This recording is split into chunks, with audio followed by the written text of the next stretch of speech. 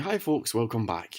So, here is the story of the day today. This is part two, obviously, of my little video thing. And the account is not quite as high as I would have hoped at this stage. I would have hoped to be over 1,000. It was over 1,000 earlier on, but it climbed up just a wee bit. But that's okay. We're only going to go one way here, right? Um, I mean, the pound is going to just keep going down. There's nothing they can do. There's logically nothing they can do. Well, strictly speaking, there are two things they can do. They can raise taxes and they can raise interest rates, but these are very short term things. So you can see the story of the day is this bump here, which kicked in at 12:30. This is when the Chancellor Philip Hammond read out his budget plan in the House of Commons. So we had this wave of optimism here, which is entirely to be expected.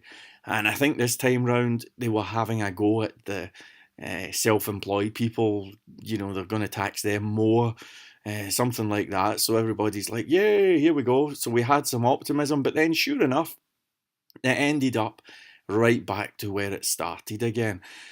Now, as we head on and we move along with this whole journey, you're going to see a lot of times where you have these types of situations here, and I'll zoom in so that you can really see this. Do you see how we've got like a solid chunk of green like this appearing?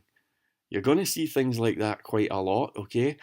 And I happen to believe, I don't have any evidence, but I think when you see things like that, it's usually large financial institutions, banks and whatnot, organisations like Deutsche Bank basically manipulating the markets to try and catch people out. Well, actually, let me get that right. They're not trying to catch people out. What they're doing, strictly speaking, is they're trying to prop up the pound because if the pound really, really goes down, then it could have disastrous consequences, especially if you happen to be a bank manager who has lots of pounds. So, what I mean is they're basically just propping up the pound. And I think that as we go along, you're going to see a lot of this type of thing, just these inexplicable bumps in the road. And that's why I was saying earlier in the Insider Club discussion forum, the key to this whole thing is to have a lot of funds available so that when these events happen, you can just ride them out and withstand them. Um, so that's pretty much the story of today. And there you have it. Now, by the way, this is like the day after my first video. There was a mistake in the last one because I had my account number in the video and I had to take it down and edit the thing. So I'm all over the place. But I'm pretty confident about this. I am pretty confident. Before I finish, I'll say a word about the interest rate thing. According to CNBC and a lot of different sources, the Fed, that's the US Federal Reserve, are going to raise interest rates. I think it's on the 15th, okay? Now, when that happens, it's usually a real roller coaster ride. I mean, this bump thing that we're looking at here is nothing. It can actually get very, very hairy, and there can be all sorts of activity and speculation and everything, okay? Now, everyone is saying that they're going to raise interest rates. That's the general consensus, okay? Obviously, if they raise interest rates, then that will incentivize people to, it'll mean that the dollar will be more of an appreciating value. It will incentivize people to convert their currency into dollars, especially massive hedge fund managers, financial institutions, and all of that. And it would increase the value of the dollar, okay? That's if they raise interest rates, which everyone is predicting, okay? Now, I do not think that they're going to raise interest rates. Okay, I do not think they're going to raise interest rates. And I'll tell you why. It's very simple, actually. In fact, if I look at the chart, let's just go right back to a 1 week chart here.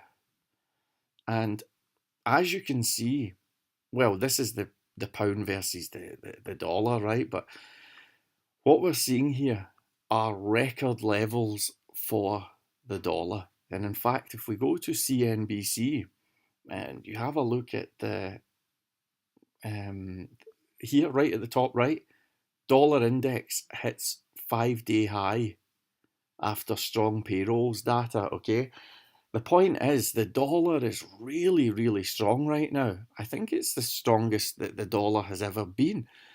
And if it goes any stronger than this, especially with the euro under pressure and the pound, then quite frankly, people won't be able to buy American stuff, right? So imagine, for example, if you owned Fender guitars, right? Or Fender musical instruments, I should say. Now, that's an American company, and they currently charge about £1,000 for a USA Stratocaster. Now, if you have a situation whereby you've got Brexit happening and potentially a Northern Ireland referendum and potentially a Scotland indie ref and interest rates as well. And even on top of that, potentially some kind of trade war. And there is, there has been talk that there could possibly be some kind of trade war thing going on, protectionism and all of that stuff. Go look it up, okay? Now, if all of those things kind of line up and they all happen, you could really be looking at a scenario where a Fender Stratocaster goes very quickly from £1,000 to 1,500. And if that happened, I'm telling you, can you imagine that right across the board? All of those American companies, Ford cars and all that, people just wouldn't be able to buy the stuff. Do you know what I mean? And it would be a complete disaster story. So I think that if America raises rates, they will effectively price themselves out of the market, and I think it would be just madness. So I am the Lone Ranger. I'm the only guy who's saying this, as far as I can tell.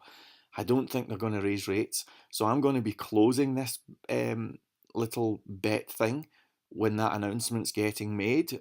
I'll be closing it probably probably on the day of the announcement or something. I'm just going to close it, and then I'm expecting that the dollar will drop. So we're going to have a pullback, right? And then when the dust settled, I'm going to go back in again. So just so you know, okay?